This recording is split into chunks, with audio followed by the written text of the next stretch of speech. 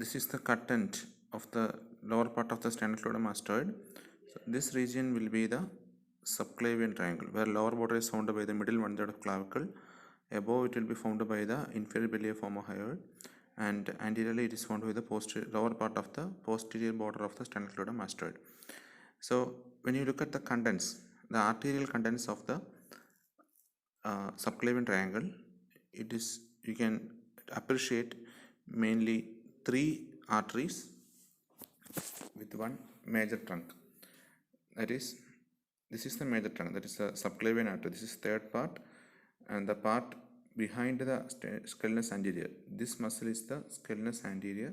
So the part behind the scalenus anterior will be the second part. This is the first part of subclavian artery. So when you look at the subclavian triangle at this region, you will be seeing 3 small arteries.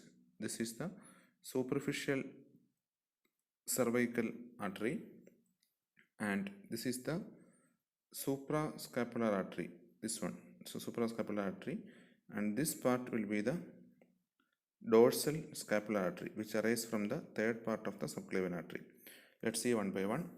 This is the superficial cervical artery, which is arising from the thyrocervical trunk of the first part of the subclavian artery. It arises and passes anterior to the scalenus anterior muscle and phrenic nerve. This is the phrenic nerve. This nerve is the phrenic nerve.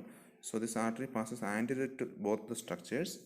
Then it passes laterally and upwards in front of the brachial plexus.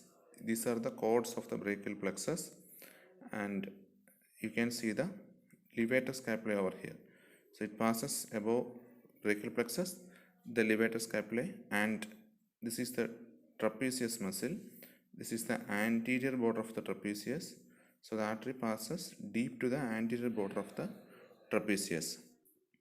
Next is about the suprascapular artery, which is also a branch from the thyrocervical trunk of the first part of subclavian artery. The suprascapular artery passes anterior to the scalenus anterior muscle, then the phrenic nerve. They pass anterior to both, then they comes laterally and downwards, and they passes in front of the third part of the subclavian artery, and they also passes in front of the lower part of the chords and trunks of the brachial plexus. Then it passes deep to the inferior belly of homohyoid and reaches the upper border of scapula, where it enters the supraspinous fossa above the transverse scapular ligament, and they form part in the scapular anastomosis.